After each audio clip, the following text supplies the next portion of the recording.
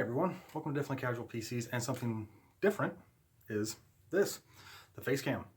I'm doing something a little bit different, mainly because I want to try it, see how I like the face cam, see how I like the editing of this, because normally I try to edit out or avoid myself in the shot, but honestly I think it'd be a little bit easier if I just left myself in the shot. So this video we're going to be finishing the Macintosh Classics.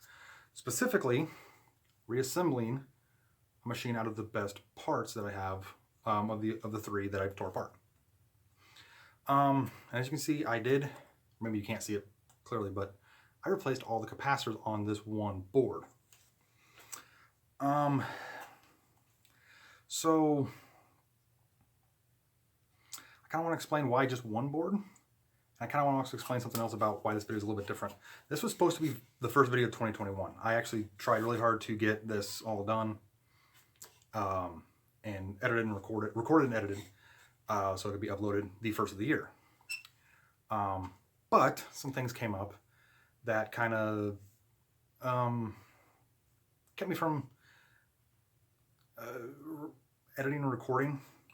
So unfortunately, the other two videos I did put up, the Sega Genesis Mini and the Apple II Plus, was supposed to be later on this year because I wanted to get some game reviews going and some other videos besides just restorations, because that seems to be the only thing that my channel's been doing lately, or since I started. So with this being reassembled, this is going to be the final part of the restorations of the Mac Classics. There might be a few videos later on of me playing some games or doing some mods, or finishing up another motherboard and doing a better video of soldering. Because the other reason why I'm doing the video this way is I have no footage of me soldering this. I tried really hard to get some footage, but because of the tripod style, the camera style I'm using, and the cheap soldering iron, wherever it went, unfortunately it wouldn't, I couldn't get a good shot of it, so I don't have any footage of that except for maybe a couple seconds of me burning my fingertips and cussing because I lifted a trace on, not this motherboard, I actually lifted a pad off of one of the other motherboards. I think it was the one that had the most corrosion damage inside the connector. I was playing with that one first. So that one I'm going to need to do some repair on before I can get it put back together. But this one has all the capacitors replaced. The reason why it took so long between me doing this, I'm actually recording this late January, mid-January, late January. So this will be up early February. When I went to order caps, immediately after I posted part 2. And unfortunately, when I went to order some caps, I went onto eBay, and you could get bulk packs of 10 for a couple bucks, and which would lead to me having a couple extra, which would be fine because, you know, if you drop one or lose one. But when it came to the little, I think it's like 1 volt, 50 microfarad, I could only get them in packs of, like, I think the smallest one was like packs of 10 or 15, I think, or 20, I don't remember. It's been a while since I did it. So I would have had way more than I needed, and of all the computers that I've been restoring and have started or at least looked into what it needed, I didn't need capacitors of value. So I'd have capacitors I wouldn't be able to use. So I went onto some different websites, and I came across a website called Council 5. Now, this video is not sponsored, this video is not endorsed by them, or nothing. But the reason why I checked these guys out was because I was actually in the middle of me restoring another computer. I think I was in the middle of restoring the I think the Apple II. I had some videos playing in the background for noise. And ironically, a video that autoplayed was Adrian's Digital Basement, and he was redoing, I think he was redoing the analog board on a Mac Plus or an SE30. One of those two, hopefully somebody can correct me on it because I don't remember the video right now, but he mentioned that he orders his stuff from Council 5. So I checked them out, and sure enough, they had a bag, little baggie that they'll send you, and it was like $5-6 with shipping for just a capacitor set, all the capacitors you need for just one board. So I ordered one set of electrolytics.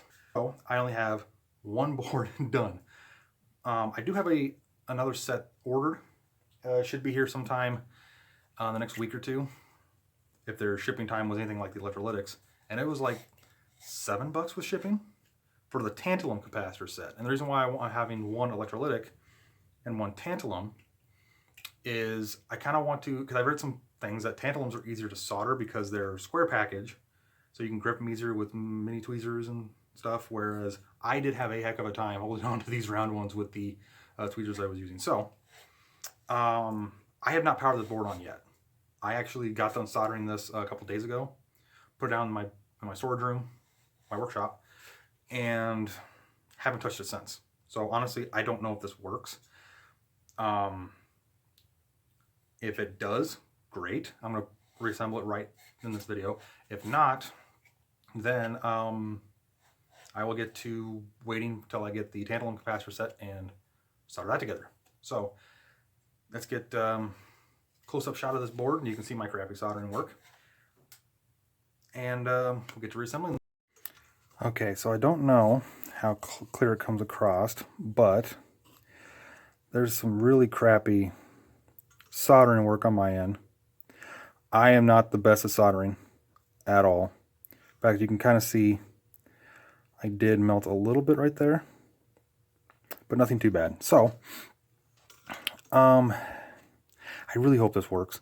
It should, but yeah, I don't have the best soldering equipment. I have like just a $20-$30 pencil soldering iron. I have a much better one I have in my cart on Amazon. I'm going to be ordering. So eventually I'll be able to do much better soldering work. So we're going to test this motherboard inside of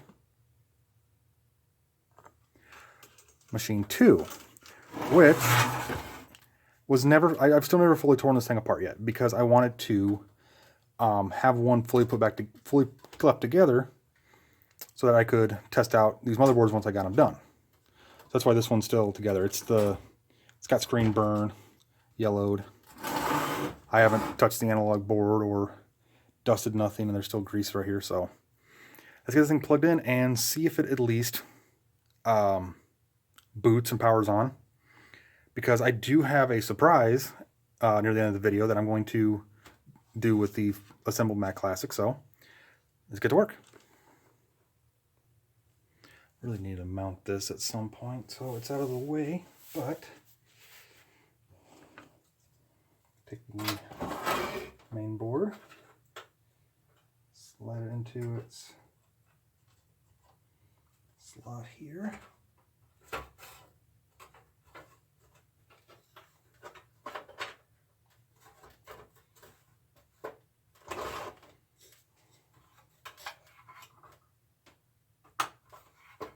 Okay, now ideally, when I power this on, it should just work.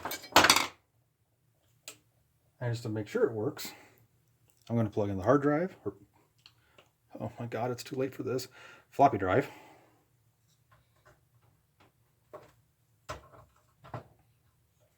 And we're going to plug in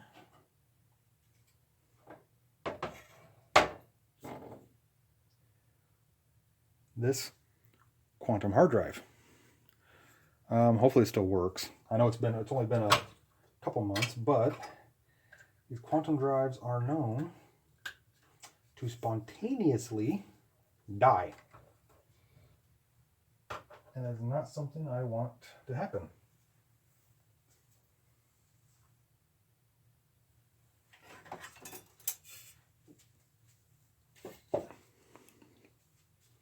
Alright, on SCSI cable. Really is annoying that Apple chose SCSI over IDE. I think IDE would have been so much easier. Alright, so powered on, and see what happens. Please don't blow up.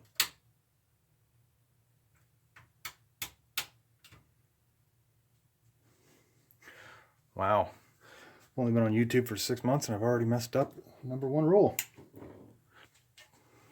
Turn on your surge protectors. Okay. Now no explosions.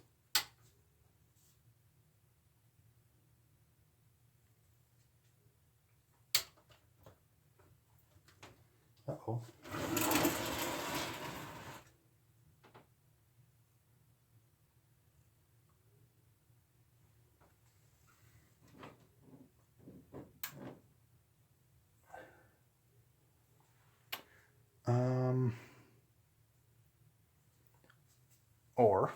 Or I could be intelligent and actually plug in the right connector first. Okay. Attempt 3. Hey, that's good. I didn't do that before. Screen's not popping up.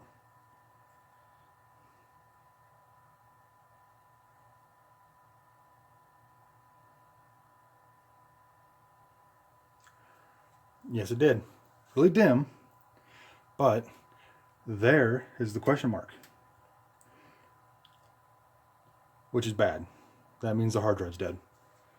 Or that capacitor that I thought was a little iffy could be dead. Do I have a Mac boot disk? I'm gonna move this so I don't hit myself again. So actually I do, but I don't know if it works, because this came with a really special restoration project I'm going to do in the future. But this will at least tell me if the floppy drive works.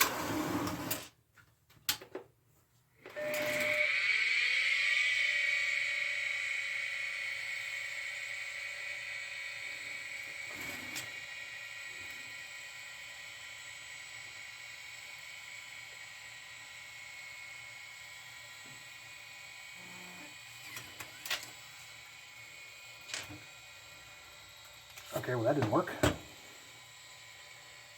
But now it's trying to boot to the hard drive.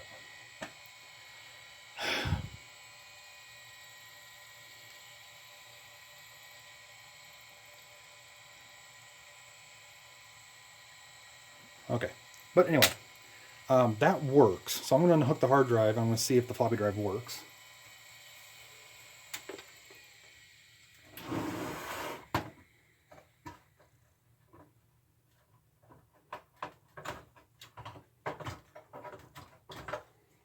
Okay, so I am not too keen on using this in the machine I'm going to be building. So this might be that might be a temporary one.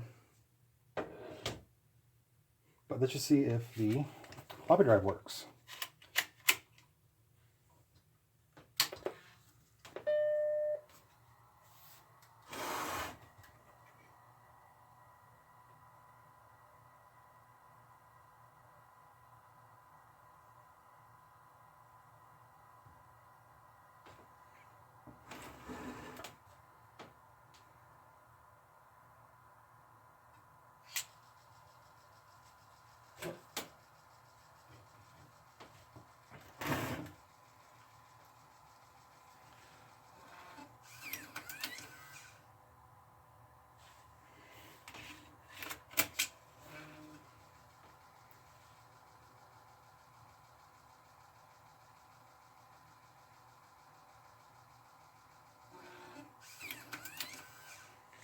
Okay, so I'm assuming that means that this disk doesn't work.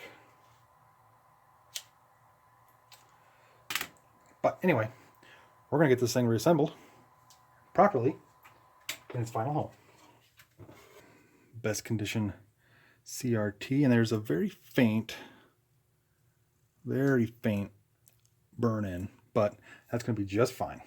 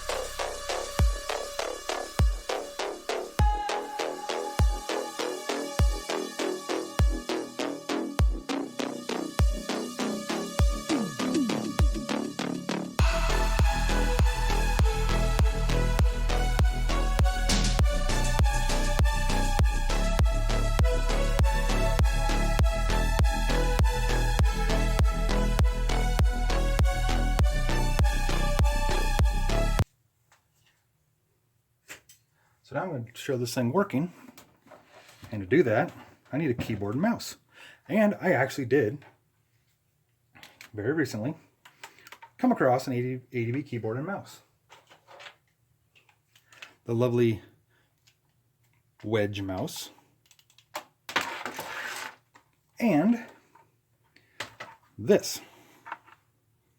Now, for you Apple aficionados out there, don't spoil what this came with, or what this normally comes with, because this is going to be a future restoration episode, or series, is me restoring the system that this came with, so no spoilers yet. But let's get this plugged in.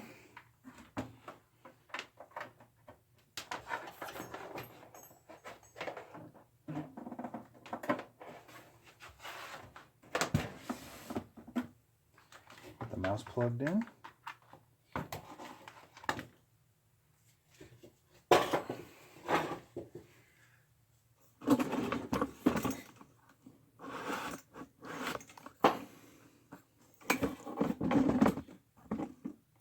And fingers crossed everything works.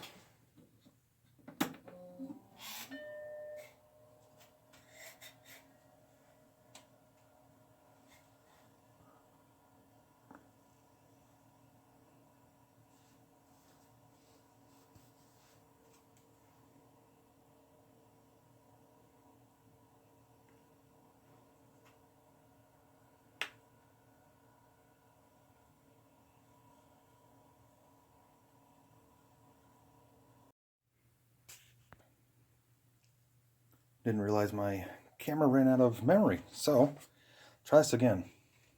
Then I'll explain what was going on.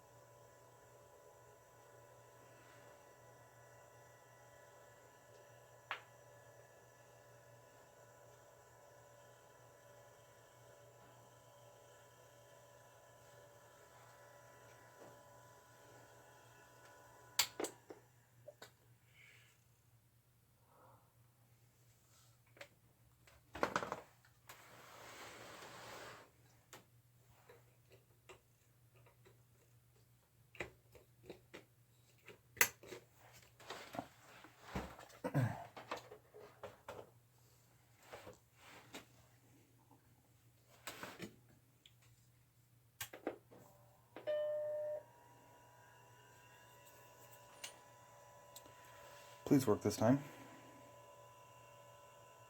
There we go.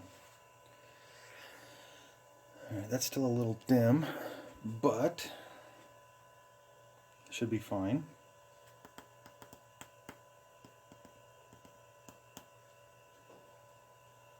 Well, that's not too bad, actually. Just see if we can brighten that up a touch.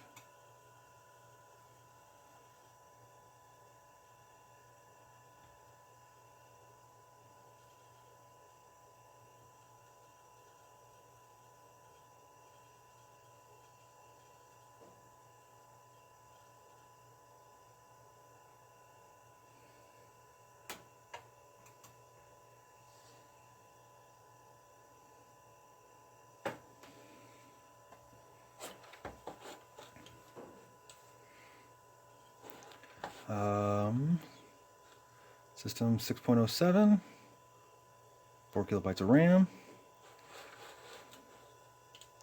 Okay, but it didn't say the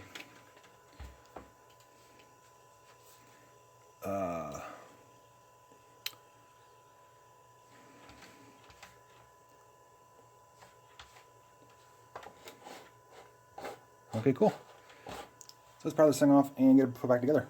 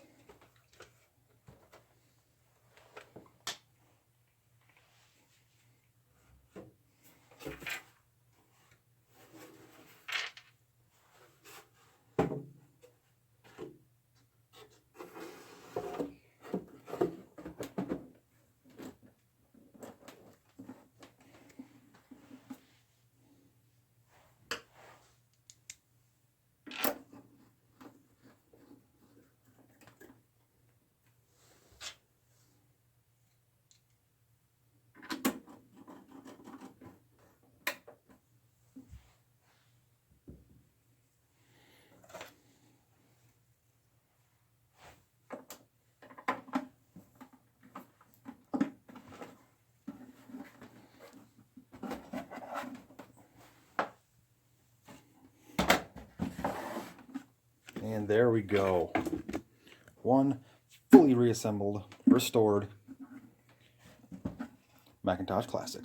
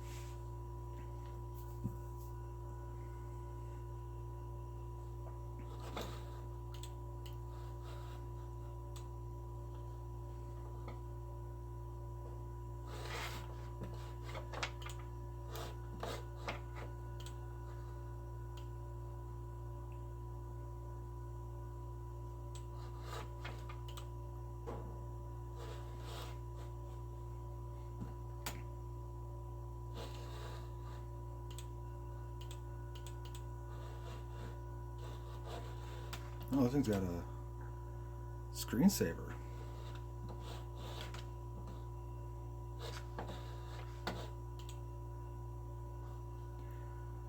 Shareware program.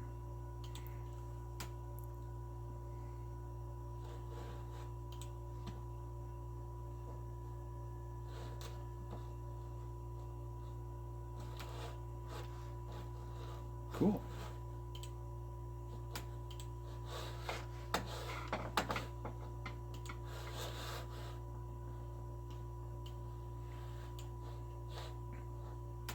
Let's see if it'll read a floppy. I don't know if this is this has any Mac compatible software on it. We'll find out. Okay, nope. Okay, so that worked.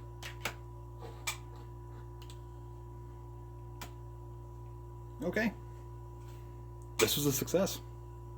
Okay, so the problem is when the camera ran out of memory, when I power it on every time, there'd be a really small dim line right here. I couldn't quite figure out why, so I took the thing back apart and started looking at everything, checking all the connectors. Maybe I messed up the capacitor, maybe I put a capacitor in wrong. But it turns out this analog board actually does have a fault.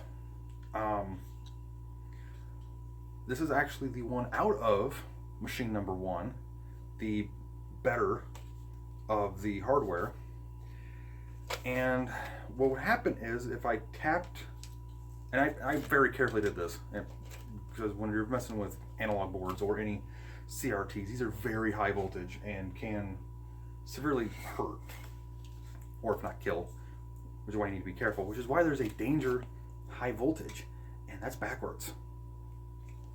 I don't know if I can fix that later, but I was tapping all over the analog board, you know, just seeing if anything would pop up. And when I tapped around the this high voltage coil here, the screen came back, but it was very unstable. There was like wavy, glitchy lines right here on the sides, and it wouldn't hold the pattern, and it would randomly flicker off and flicker back on. So this board is actually dead right now, and it's going to be in the parts bin for this machine for the time being, because I am not qualified enough, I guess, to even attempt to repair anything high voltage. I'm not even knowledgeable enough to do much past replacing any of the capacitors on here. So this is actually going to be set aside until I can either find some way to look at this a little better, because maybe there's a cracked solder joint or a cold solder joint around this coil. or maybe it's just the board's bad. But this machine is right now done. This was one of the funnest. Oh, screensaver. This actually had to be one of the funnest restoration projects that I've done thus far. I think even beating the K-Pro, because that was me just trying to piece a attempted scrap computer together. But this actually took me some soldering skills, and some soldering work, which I am not the strongest at, but hopefully I can get better, because I do want to do some more repair work like this. But this machine is, it's done. It's restored. Hard drive's working.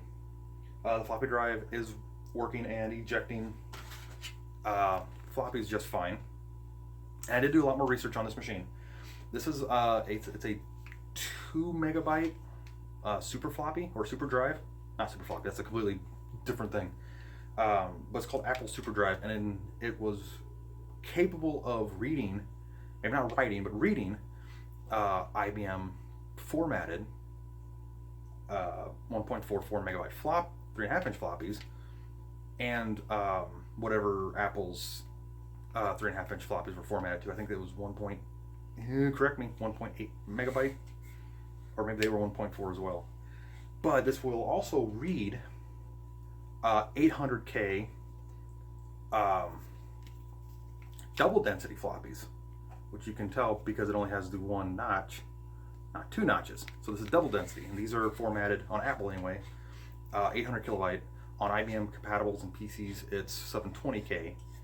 I believe these can read and write the single-sided, which is just the same thing as this. It's identical, actually. There's no difference between them, especially to this machine. The 400K floppies, which were really prevalent on the original 128 and 512K Compact Macs. So this is actually a very viable option to, if I ever come across one of those, be able to make software floppies for them. But I need to go through and see if any of these are compatible with this Mac. This one actually says System Disk Macintosh, but there's nothing on it. It's like some software that's not for this Mac. I think it's for an older Mac, like an SE30. And the thing is, I need to get a new battery. I just put that battery in there to see if it would maintain any CMOS settings, which it doesn't at all. So it needs a new battery. I'm going to order one of those, put one in. That's the only thing that thing really needs is just that battery, and getting it well put away on the shelf with the finished projects, which is not in this room. This is my workshop room, which is not that great of a workshop, to be honest. Very bare, boring walls. But yeah. The other thing is, I do want to talk about what I'm going to be doing with this machine. This machine is going to be the one I'm going to be, I'm going to go online, see if I can find some Macintosh specific games that would work on this, and put on floppies and get them onto this so I can try it out, see what gaming would be like on a black and white monochrome 9-inch CRT. But this machine I'm going to keep as original as possible. That's why I put the better of the RAM expansion cards and fully maxed out RAM. So this has the full 4 megabyte of RAM, the functional, working, quiet SCSI hard drive, and the fully repaired board with the electrolytic caps. Now I am going to order a set of tantalum caps for the other. Wow, I didn't plan this out at all. For one of the other two boards, and replace the caps on for tantalums on this one, and it's going to be in a video way away. It's going to be like a recap video, like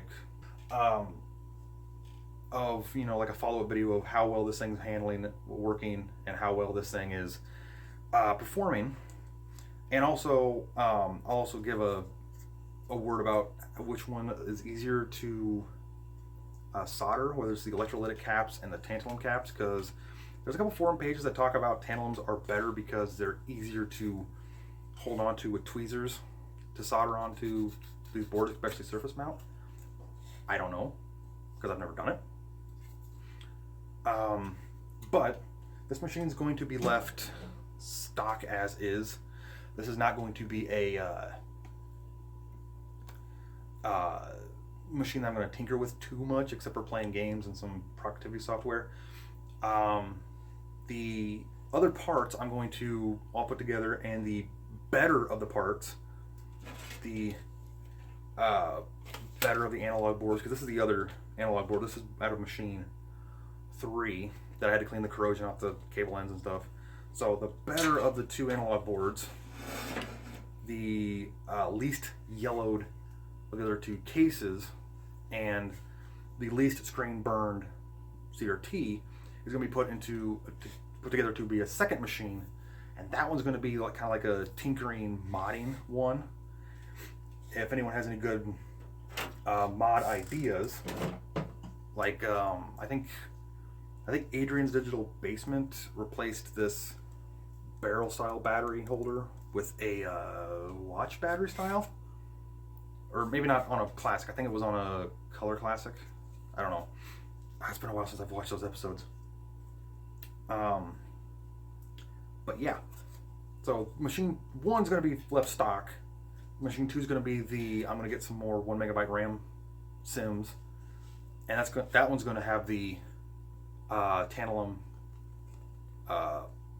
recapped motherboard. That one's going to have the SCSI 2 SD if I ever decide to buy one or find one or get my hands on one anyway, because I think that would be a really interesting way to do a video on, or thing to do a video on, because SCSI 2 SD is kind of it's not all that common, mainly because SCSI is not all that common on older computers. In fact, the only computers that I have in my entire collection of machines that are either needs repaired, or just tinkering with, only 2 are SCSI. The Macintosh here, the Macintosh Classic, and a Compaq Desk Pro, I think, has SCSI. So I'm not familiar with SCSI at all. IDE is a lot cheaper when it comes to like CF card adapters, SD card adapters. IDE is pretty much universal amongst most hardware. So yeah, machine 2 is going to be the tinkering modding machine, one that I don't care if I paint the case, or I don't care if I crack something, or if I solder something and blow the motherboard up. But this one's going to be left mostly intact. But so yeah, this was a really fun restoration, and it took quite a while. I think I started this last year, about September, October. So a few months to restore a Mac Classic. It shouldn't have taken this long, recapping a motherboard. But it did, and that is what it is. It was just, trying to find caps. It's easy to find caps. It's just, I didn't want to order like a bulk pack of 50 caps I'm never probably going to use. But until then, you'll be seeing this thing in the future on like a follow-up video for some games. I'll have some gaming footage of it. I'm going to replace the battery. And so with the thing being done, thank you everyone for watching the video and putting up with my incoherent ramblings. Comment down below if you had anything to say about this machine, if you used one, or if you know any good games for one of these, good games for a monochrome screen, or any good productivity software, or